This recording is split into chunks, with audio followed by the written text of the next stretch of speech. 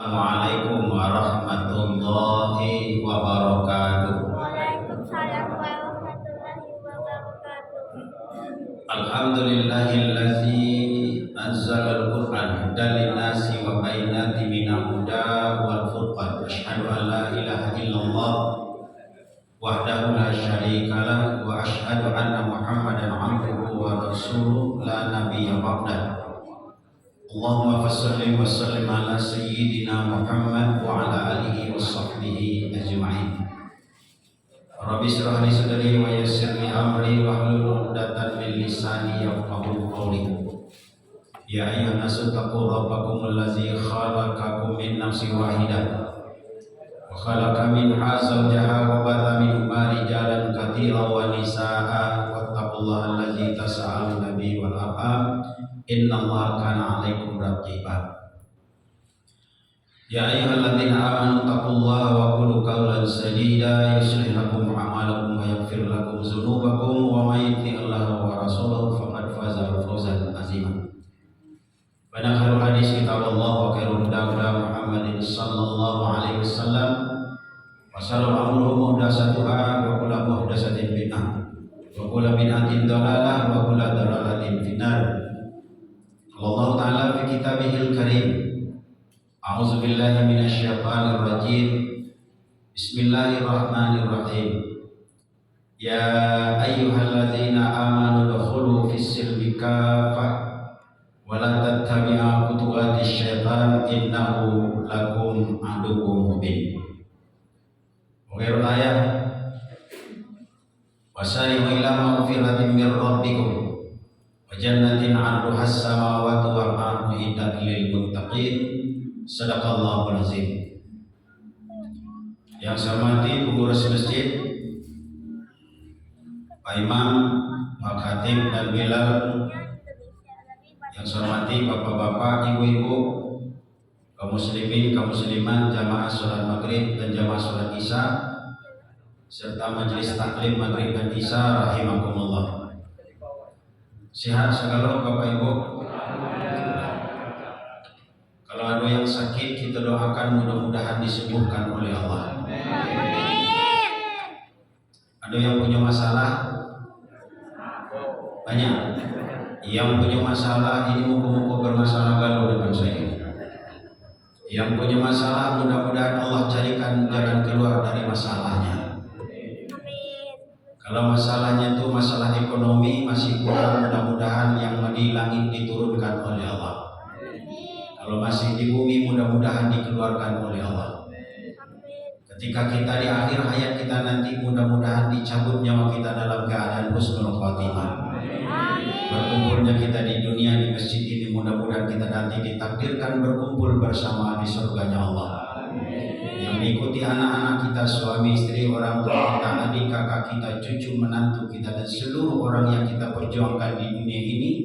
Mudah-mudahan bertemu di dunia, kekal nanti di akhirat di dalam surganya Allah. Insya Allah Bapak dan Ibu saya, Bapak-bapak, Ibu-ibu yang hadir malam ini semuanya insya Allah masuk surga. Kecuali yang tidak mau masuk. Mau kan? Pasti masuk surga. Saya pastikan masuk surga. Cuma bedanya ada yang dulu, ada yang kemudian.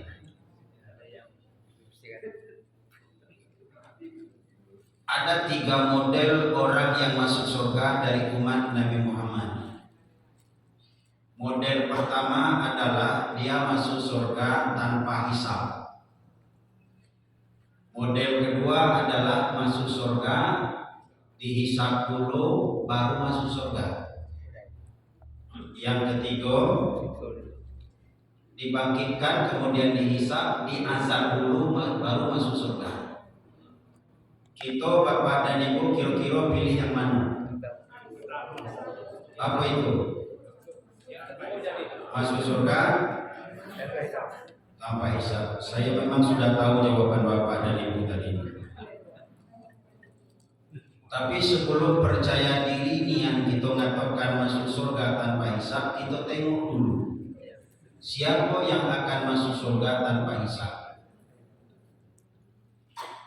Beberapa hadis dikatakan, dalam hadis itu ada 700 sampai 70 ribu umat dari Muhammad masuk surga tanpa hisab. Di antaranya adalah satu, para nabi dan para rasul masuk itu. Ya. Yang kedua adalah para sahabat nabi masuk itu. Ya. Yang ketiga, orang yang meninggal syahid di jalan Allah. Ada? Ya. Ya, syahid di jalan Allah itu berperang di jalan Allah membela agama. Belum juga. Yang keempat, para ulama yang kukuh dalam iman dan amalnya, istiqomah dalam dakwahnya tanpa sebab dia sebagai warasatul anbiya, sebagai pewaris nabi, dan cuma dia mengabdikan dirinya hanya karena Allah dan berdakwah semata-mata mengharap ridha Allah. Ada yang masuk? Kecuali yang pertama berarti. Kenapa dikatakan meninggal masuk surga tanpa hisab? Yang pertama, dia tidak merasakan panas terik matahari, dia tidak merasakan bagaimana sulitnya di padang mahsyar. Kenapa? Ketika dia dibangkitkan, dia langsung dibawa oleh Nabi, oleh malaikat menuju surga. Contoh satu, Nabi Muhammad ketika dibangkitkan pertama sekali, Nabi berkata, "Yaumil hadza ya Jibril." Kini hari apa? Kini Jibril, kini hari kiamat. Lalu kita nak ke mana? Kita langsung ke surga Firdaus. Langsung dibawa Nabi ke surga Firdaus tanpa dihisab. Itulah yang empat tadi, para nabi, para sahabat, para syuhada, para ulama. Yang kedua, meninggal dunia, dibangkitkan, dihisab, baru masuk surga. Berarti kalau dihisab, dia merasakan terik panasnya matahari di akhirat, dia merasakan panasnya di padang mahsyar, dan itu berlanjut paling lama. Menunggu hisab itu paling lama, sehingga orang-orang yang di padang mahsyar diceritakan bahwa dia sudah bosan di padang mahsyar karena lamanya, sehingga dia berkata, "Ya Allah, putuskanlah kami ini ya Allah, kalau nak masuk neraka tidak masalah, karena bosannya mereka di akhirat di padang mahsyar." Lalu setelah dilakukan hisab itu, lalu setelah dihitung amal kebaikannya, ternyata banyak amal kebaikannya daripada keburukannya, banyak pahala daripada dosa, lalu dia dimasukkan ke dalam surga. Ada yang model itu? Insya Allah. Yang ketiga, dibangkitkan, dihisab, diazab, baru masuk surga. Ada yang model itu? Banyak. Yang di sini jangan. Ngapa dihisab setelah, ngapa diazab setelah dihitung amal kebaikannya dengan amal keburukannya, ternyata berat timbangan keburukannya, dosanya lebih banyak daripada pahalanya. Lalu apa? Karena dosanya lebih banyak dari pahalanya, dia dimasukkan dulu ke dalam neraka. Setelah dia masuk ke dalam neraka, baru nanti dia masuk ke dalam surga. Mau seperti itu?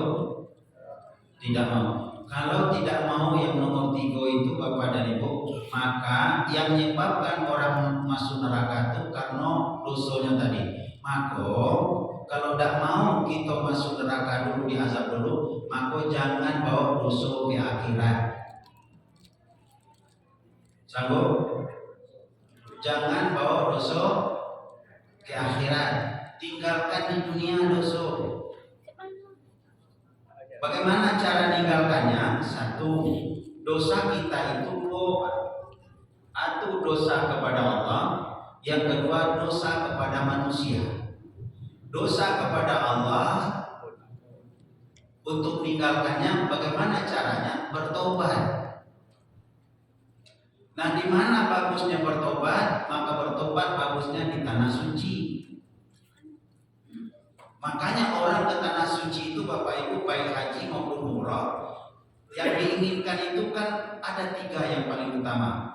Yang umrah lah misalnya, jangankan haji. Yang pertama adalah dia pergi umrah tuh karena ingin membersihkan diri. Kenapa? Karena memang tempatnya sudah dijanjikan tanah suci. Berarti tanah suci tempat membersihkan diri. Makanya orang kalau pergi haji, orang pergi umrah, itu kadang-kadang apa yang dilakukannya dulu? Minta maaf dengan kita garuk. Kenapa? Karena dia akan membersihkan dirinya kepada Allah. Itu yang pertama itu. Begitu caranya. Yang kedua, lalu kenapa orang pergi haji dan umrah? Yang kedua, karena kita ini ibadahnya sedikit, masa lalu dosa banyak, ibadah sedikit, supaya banyak ibadah tidak sesuai dengan usia kita, maka perbanyaklah ibadah di tanah suci. Waktu umroh, kenapa di situ? Sebab di situ tanah suci. Kita beribadah dilipat gandakan pahalanya. Seperti yang saya sampaikan, 1 kali sholat di Masjid Nabawi pahalanya sama dengan 1000 kali sholat di Masjid Al-Barakah. 1 kali sholat di Masjid Haram sama pahalanya dengan 100.000 kali sholat di Masjid Al-Barakah. Hitung aja berapa hari kita di situ. Kemudian kali 5 kali sehari semalam, kali 27 derajat karena berjamaah, kali 100.000.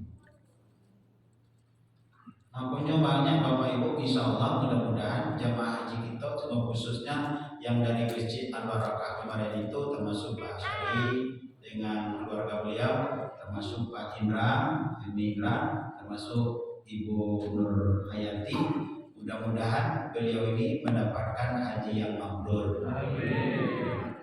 Dan kalau itu yang beliau dapatkan, wallah. Kalau itu yang beliau dapatkan, wallah. Demi Allah, beliau saat ini adalah orang yang terbersih di antara kita. Kenapa? Karena beliau sudah membersihkan diri, dan itu janji Allah. Makanya sering kita mengatakan kalau ada orang pulang dari haji, kalau ada doa suruh you baru pulang dari haji, suruh dia berdoa. Kenapa? Karena orang itu sudah membersihkan dirinya kepada Allah di tanah suci. Sama Pak dengan orang yang baru masuk Islam. Orang yang baru masuk Islam, walaupun masuk Islamnya 40 tahun, umur 50 tahun, ketika dia mengucapkan 2 kalimat syahadat, ketika itu dosa-dosa yang selama ini gugur, dan ketika syahadat itulah dia paling bersih dari kita yang sudah Islam sejak lahir. Makanya pagi tadi kami dengan Ustaz Khairun Nas di Masjid Nurul Ihsan Teratai telah mengislamkan satu lagi menjadi mu'alaf, orang dari Medan, terima jadi mahasiswa di UNIN, dan kemudian setelah di sini menyatakan diri masuk Islam, dan itu keinginannya sudah dari SMA. Tapi karena bapak dan ibunya Kristen tidak bisa, tidak berani. Tapi karena dia sudah ke sini, dia keinginan itu muncul kembali, dan pagi tadi sudah disyahadatkan. Dan kebetulan juga Pak, ada Pak Haji Ahmad Kendedi yang beliau sekaligus mengatakan, saya akan jadikan dia sebagai anak angkat saya. Walaupun dilepas kalau orang tuanya tak menerima, orang tuanya kalau dah tahu orang tuanya kan tak terima orang tua. Kalau tahu, kan ini dah boleh. Andai kata tidak, memang orang tuanya tidak menerima lagi punya belian, tapi dia sudah ada orang tua angkatnya yang akan memuliakannya. Ini Bapak dan kemarin begitu juga kalau hidayah itu datang sama dengan Pak Indra pergi ke Mekah, tapi dari Afrika Selatan Pak Indra, dari Afrika, namanya Ibrahim Raymond, sudah puluhan tahun menjadi pendeta. Dia punya jamaah ratusan ribu Pak.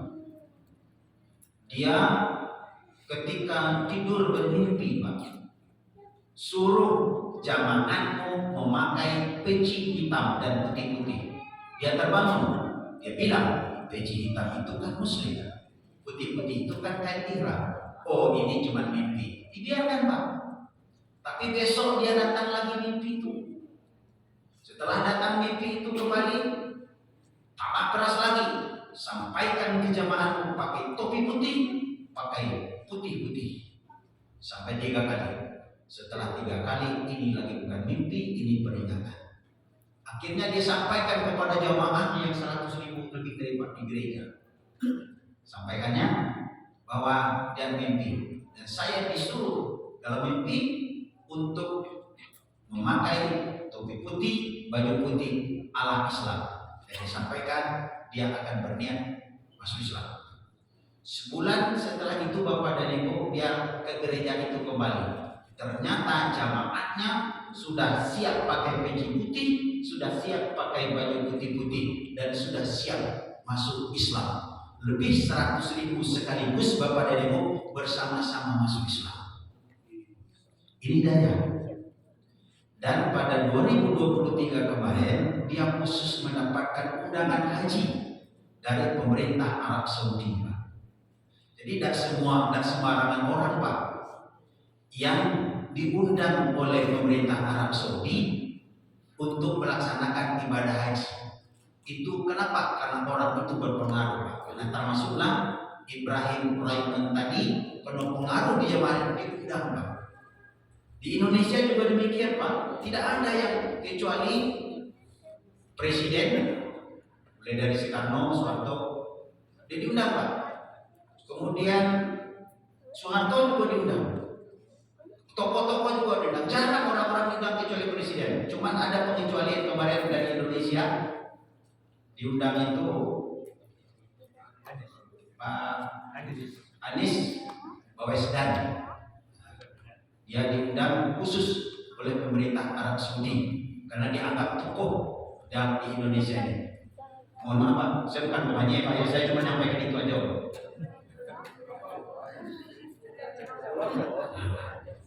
Banyak pemilih. Karena ada di Indonesia yang diundang oleh pemerintah Arab Saudi, berarti itu dia adalah orang luar biasa. Nah, kembali bagi Pak dan Ibu jamaah yang dimuliakan Allah. Jadi di situ kita membersihkan dosa-dosa. Maka kalau bapak-bapak, ibu-ibu yang belum berangkat haji ataupun minimal berangkat umroh, ada kesempatan lakukan.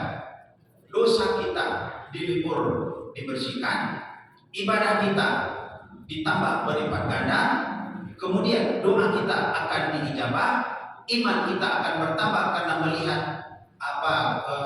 sejarah-sejarah para nabi, dan banyak yang dapat oleh kita. Maka duit 35 juta lebih untuk berumrah sekarang 37 itu tidak ada artinya dibandingkan dengan hadiah yang diberikan oleh Allah untuk melaksanakan haji atau umrah. Kembali lagi kita ke soal tadi Bapak Ibu jamaah yang dimuliakan Allah. Jadi bagaimana caranya supaya timbang amalan kebaikannya itu lebih berat dari timbang, maka jangan bawa dosa. Satu adalah dosa kepada Allah, tobat. Yang kedua tentu dosa kepada manusia. Kita kadang-kadang sudahlah ibadah itu sedikit, dosa orang pun kita bawa ke akhirat. Ada tak orang bawa dosa orang ke akhirat? Ada. Bagaimana dia membawanya? Dia suka memfitnah, dia suka memuji, dia suka iri dan dengki, dia suka mengambil hak orang lain, dan itu sama artinya membawa dosa orang lain ke akhirat. Dosa kita kalau tertambah banyak, tidak usahlah dosa orang lain. Cara bagaimana? Minta maaf kepada orang sebelum kita mati. Ini kadang-kadang ada Pak, tapi tidak di sini Pak. Apa atau dia berutang kepada orang lain, dia berutang kepada orang lain. Lalu apa? Lalu orang lain tadi lupa bahwa dia mengutangi sesuatu kepada dia. Lalu apa? Dia pun pura-pura lupa. Alhamdulillah, saya punya utang ke dia. Dia udah ingat. Alhamdulillah, aman. Kita yang aman Pak. tapi itu akan dibawa ke akhirat.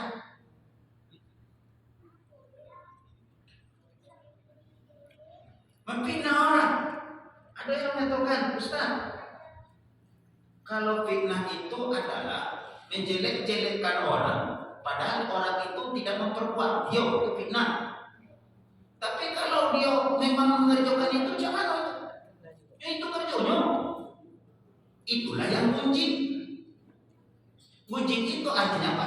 Menyebut aib kekurangan orang lain kepada orang lain. Itu namanya munjid. Dan itu berarti kita sedang memberikan pahala untuk dia dan kita sedang mengambil dosa dia. Inilah yang sering saya bahasakan. Ataduruni anil muflis. Tahukah kamu orang yang pailit, yang bangkrut? Kata sahabat, orang bangkrut kalau dia dagangannya rugi. Bukan itu kata Nabi. Orang pailit, orang bangkrut adalah orang yang di akhirat ada amalan sholatnya, ada amalan puasanya, ada zakatnya, tapi sayang sangat disayangkan. Dia juga bawa dosanya, dosa memfitnah, dosa adu domba, dosa orang-orang diambilnya, kemudian dia maliknya, ditipunya orang, diputuskan silaturahim, dan sampai mati dia tidak minta maaf kepada orang itu, dan dosanya dibawa ke akhirat. Akhirnya Pak, di akhirat tidak bisa dimaafkan. Lalu apa? Carilah orang tadi. Setelah dicari, bisa dengan minta maaf?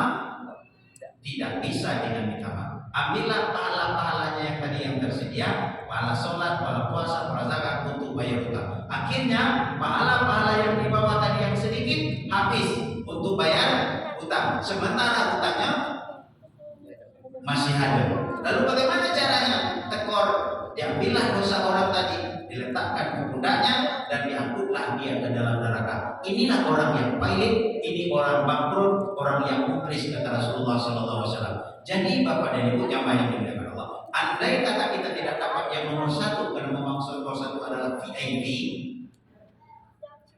yang paling hebat, minimal yang kedua dihisab, tetap dihisab, tapi kita masuk ke dalam surga tanpa mendahului masuk ke dalam azab neraka. Caranya tadi apa? Bertobat kepada Allah Subhanahu wa taala. Kalau tidak bisa terlalu besar dosa kita di sini bertobatnya Pak, bawalah bertobatnya di depan Ka'bah.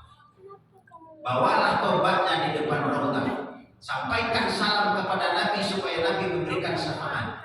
Bersimpulah di depan Ka'bah. Itu cara bertobat. Kalau salah kepada manusia, jangan dibawa dosa manusia. Dosa kita lah banyak. Caranya minta maaflah kepada, minta ridholah kepada manusia, dan minta gantilah kalau memang harus diganti. Inilah caranya meninggalkan dosa supaya kita nanti di akhirat masuk ke dalam surga, masuk ke surga dihisab lalu masuk ke dalam surga. Baik Bapak Ibu, sebelum saya lanjutkan, kalau ada yang bertanya silakan.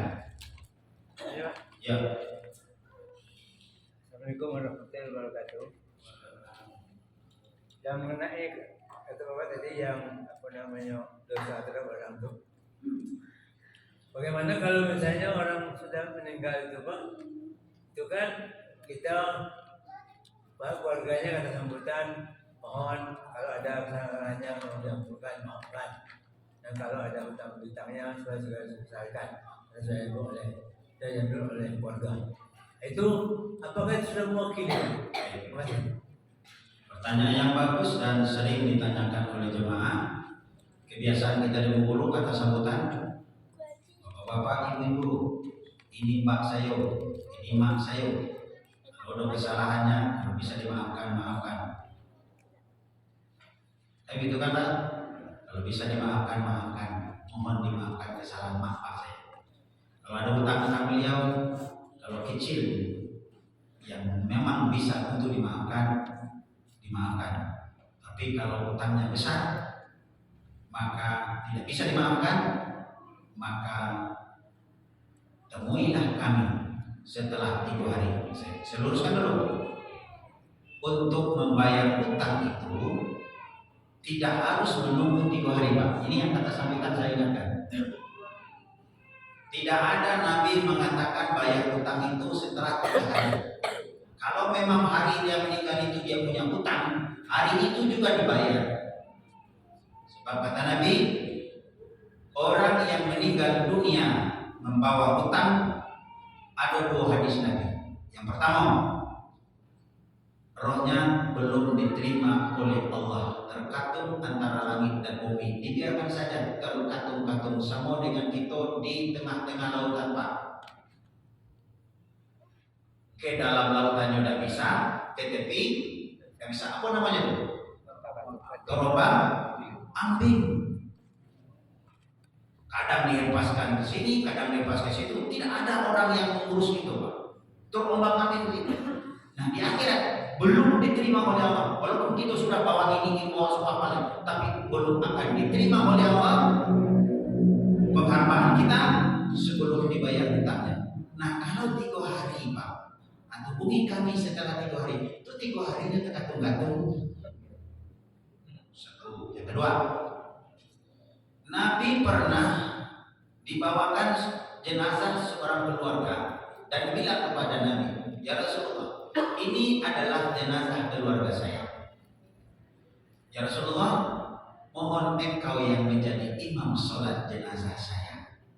Pertanyaan Nabi yang pertama, apakah keluargamu yang meninggal di dunia ini punya hutang? Dia punya hutang ya Rasulullah. Apa kata Nabi? Kata Nabi, saya enggan menyolatkan orang yang berhutang.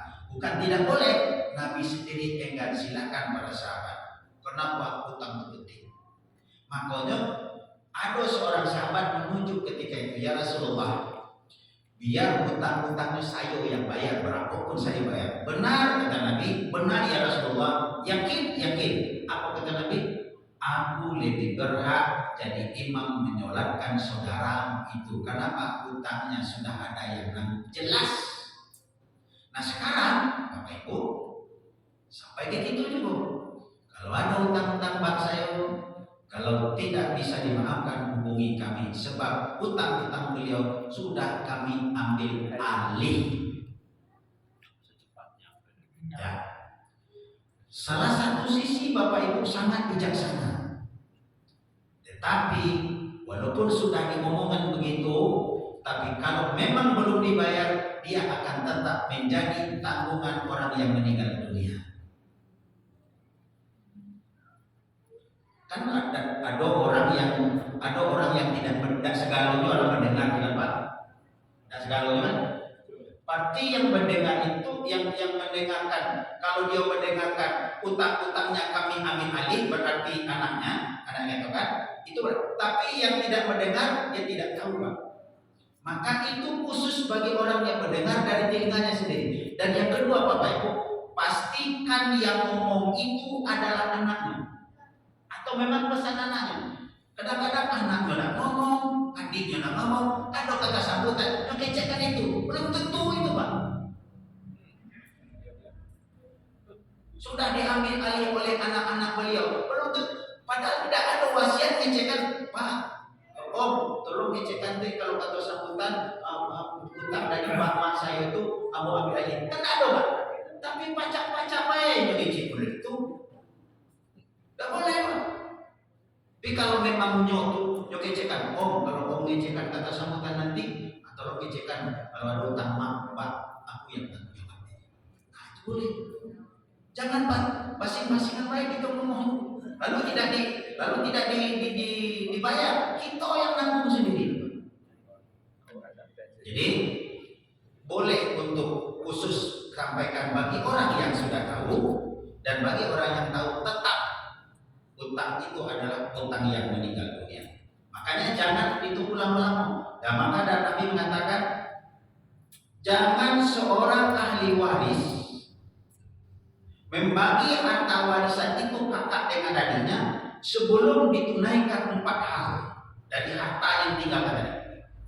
Apa yang harus ditunaikan sebelum harta dibagikan? Pertama, bayar utang-utangnya kalau ada utangnya. Dengan apa? Dengan hartanya tadi. Satu. Yang kedua, bayar zakat hartanya. Kalau dia belum mengeluarkan zakat, dari mana dibayar? Dari harta warisan tadi. Yang ketiga, bayar tentang biaya pengurusan jenazah. Mulai dari dia sakit, kalau ada utang pengurusannya itu, sampai dia meninggal dunia, kain kapan, kuburan, kalau tidak ada orang yang nanggung Pak. Tapi kini kan banyak yang nanggung kan Pak ya. Ada banyak nanggung, kapan RT yang nanggung, kuburan RT yang nanggung. Tapi kalau belum ada yang nanggung, maka tidak ada yang nanggung, maka diambilkan dari hartanya tadi. Yang keempat, Bapak Ibu, keluarkan hartanya untuk bayar wasiatnya. Dan wasiat dari mak atau pak itu dulu harus dilaksanakan. Tapi ingat, wasiat itu tidak boleh lebih dari sepertiga harta. Kenapa? Karena dia punya ahli waris. Contoh, dia punya harta 10 juta. Dia punya anak. Lalu apa kecilnya ke anak? Nah, tolong nanti dari harta mak yang mak tinggalkan 10 juta ini, itu 5 juta sedekahkan ke masjid. Tuh. Berarti berapa persen? 50% atau seperdua dari harta. Itu tidak boleh. Maka yang boleh dikeluarkan adalah sepertiga, berarti 3,333 sekian. Kenapa sepertiga harta? Berarti itu tidak patuh, bukan tidak patuh. Hukumnya dalam agama begitu, tidak boleh lebih daripada sepertiga. Maka jangan begitu Pak. Seorang sahabat tidak ada ahli warisnya ketika dia hidup, tidak ada ahli warisnya ketika hidup. Anaknya tidak ada segala macam, dia punya kebun. Ya Rasulullah, itu kebun-kebun yang saya cintai. Boleh tidak saya wakafkan seluruh harta saya ya Rasulullah? Atau Nabi? Tidak boleh. Dia tidak punya anak warisan. Bagaimana kalau seperdua saja? Tidak boleh. Itu cukup banyak. Kalau kau mau, sedekahkanlah, wakafkanlah sepertiga harta. Itu hukumnya. Kecuali, ada apa kecuali Pak? Walaupun dia mengatakan 5 juta, tapi kalau Rito anaknya, mak dulu ngecekan bayar wasiatnya 5 juta. Kalau anaknya si A, si B, si C tadi Rito, kenapa punya Rito? Anaknya lah punya rumah, lah punya penghasilan. Yang A punya penghasilan, yang B punya penghasilan, yang punya anak. Dan dia sepakat, maka itu boleh tambahan pahala dan sedekah bagi almarhum atau almarhumah. Tapi tidak boleh kalau anaknya tidak Rito, dia punya hak. Ini Bapak Ibu jemaah yang dimuliakan Allah. Silakan. Silakan yang lain. Ya, tujuh.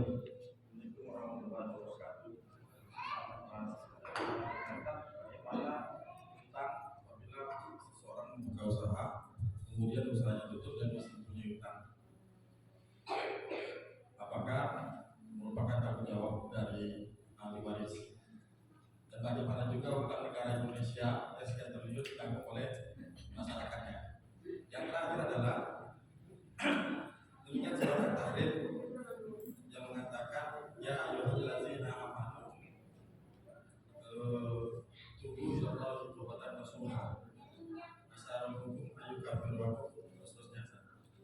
Kemudian dari surat itu Ustaz mengatakan bahwa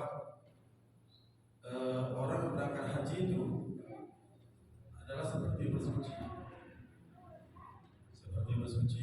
jadi setelahnya semuanya bersih dan melakukan taubat. Adakah ayat yang menerangkan bahwa memang dalam Quran mengatakan bahwa itu jaminan bahwa akan masuk surga? Terima kasih Ustaz. Baik, terima kasih. Pertanyaannya tiga, berat-berat Pak. Berat-berat Pak. Pertama Bapak Ibu, kalau seorang buka usaha, usahanya bangkrut, maka bolehkah ahli warisnya membayar gitu ya? Nah, itu sangat boleh dan itu dianjurkan. Sebab apa? Membayar utang keluarga, membayar utang orang tua itu mulia sama dengan berbakti kepada orang tua. Sama yang saya pernah kecilkan Bapak Ibu, orang tua kita lama menyebabkan kita sebesar seperti ini, itu gara-gara orang tua kita yang kita punya penghasilan. Maka wajar kita ngambil duit, ini sedekah pengurus masjid 500.000 untuk orang tua saya. Sebab apa? Karena saya bisa seperti ini, itu karena orang tua saya. Wajar apa? Wajar. Yang tidak wajar itu adalah ketika orang tuanya masih punya hutang, lalu harta warisan dibagi-baginya tanpa untuk membayar hutangnya.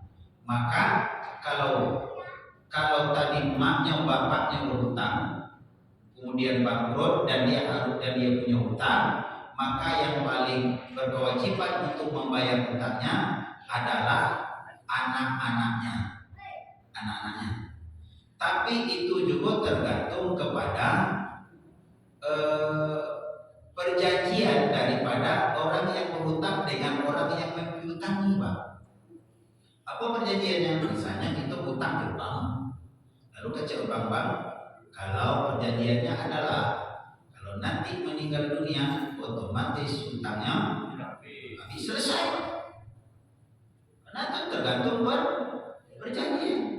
Nah ini maka tapi yang paling jelas, kalau hutangnya tidak menyangkut kepada lembaga seperti itu, Bapak dan Ibu, maka anaknya lebih berhak pertama membebaskan orang tuanya dari dosa, yang kedua menjadikan dia berpahala karena membayar hutang-hutang orang tuanya.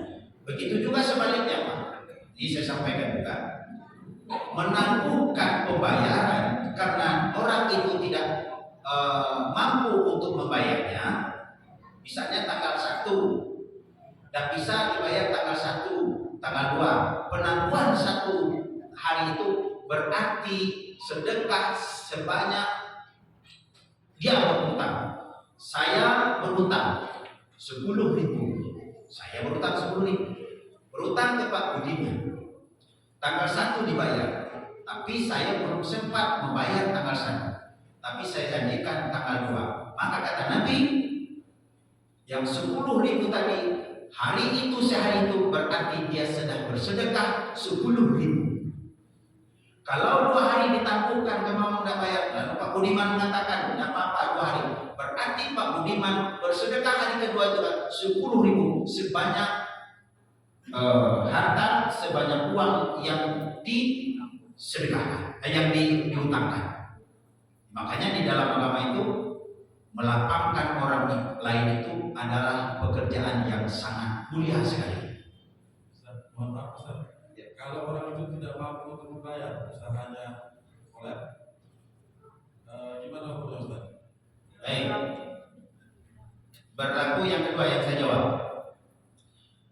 Kalau tidak ada yang membayar hutangnya dan dia sudah bangkrut, tapi ada niatnya dalam dirinya untuk membayar hutang, dia ada ingatnya. Apa kata Nabi? Sayalah yang membayarnya, kata Nabi. Tapi kalau dia punya kemampuan dan tidak mau untuk membayarnya pada ada kesempatan, maka itu akan dihancurkan oleh Allah Subhanahu wa taala. Jadi tergantung niat. Yang banyak ke kita kini zaman kini Pak celi, Pak. Itu yang banyak. Ya. Banyak yang celi, nyolah ada membayarnya. Tapi entar kelak masih ada ini.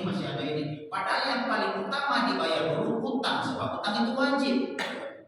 Nah, ketika itu tidak dibayarnya pada dia itu, setelah itu dia bangkrut, dia tetap akan berdosa. Kenapa? Ada kesempatan tadi dia bayar, tapi dia tidak bayar. Makanya dia mengatakan, orang yang berniat untuk membayar hutang, tapi dia tidak mampu untuk membayar hutang, tapi dia ada niat, maka akulah yang membayarnya, kata Rasulullah. Berarti itu apa? Bebas dia. Memang tergantung hati tadi, Pak. Apa hati? Cuma itulah seperti tadi. Ketika ada kesempatan dibayar, tidak mau bayar. Nah, ketika sempit baru nak bayar. Nah, ini namanya sudah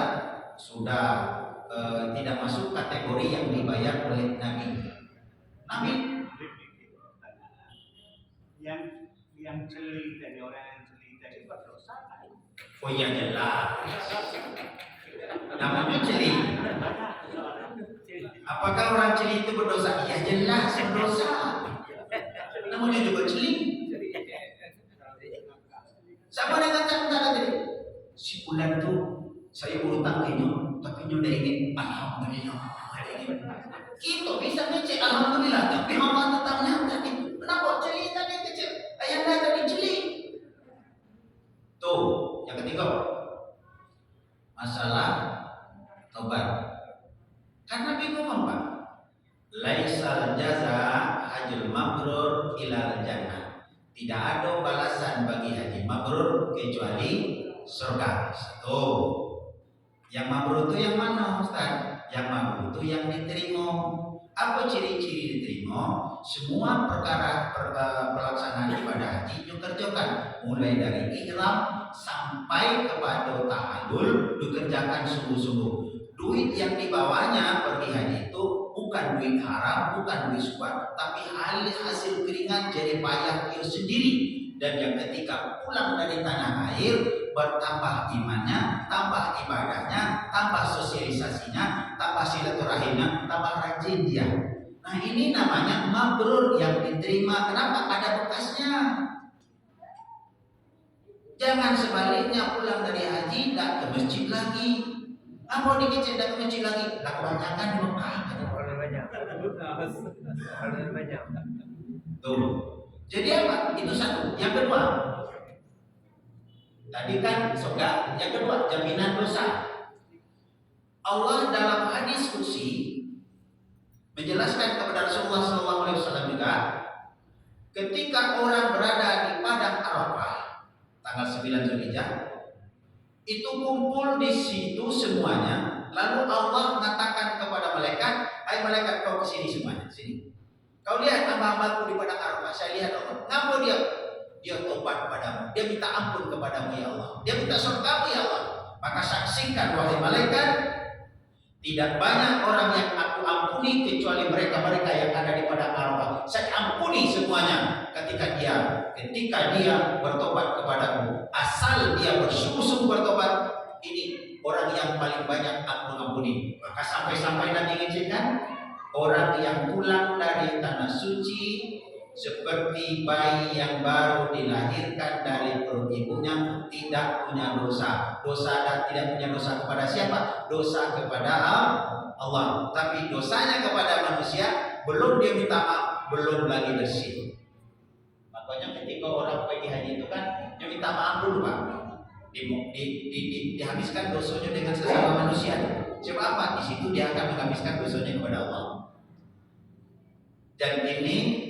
Dan yang ketiga, kalau kita sudah melaksanakan ibadah haji, berarti kita sudah melengkapi rukun Islam. Buniyul Islam ala khamsin. Ditegakkan Islam itu atas 5 dasar: syahadat, salat, puasa, zakat, dan haji. Kalau dia sudah melaksanakan ibadah, berarti kan sudah lengkap Islamnya. Nah, kalau sudah lengkap Islamnya, maka salah satu orang yang akan dimasukkan oleh Allah ke dalam surga itu adalah haji mabrur. Bukan haji mabrur, haji mabrur. Ya, rasanya belum puas. Setelah pasti sudah selesai sholatnya nanya lagi lah. Baik, memang tidak akan pernah kalau diskusi tidak pernah. Kita tetap akan menuntut ilmu, tetap kita akan mendengarkan kajian-kajian yang lain. Mohon maaf yang belum terakomodir dari pertanyaan-pertanyaan tadi. Terima kasih. Subhanallah wa bihamdika, asyhadu an la ilaha illa anta, astaghfiruka wa atubu ilaik. Assalamualaikum warahmatullahi wabarakatuh. Mari kita tutup acara kita pada malam hari ini dengan mengucapkan alhamdulillah. Assalamualaikum warahmatullahi wabarakatuh.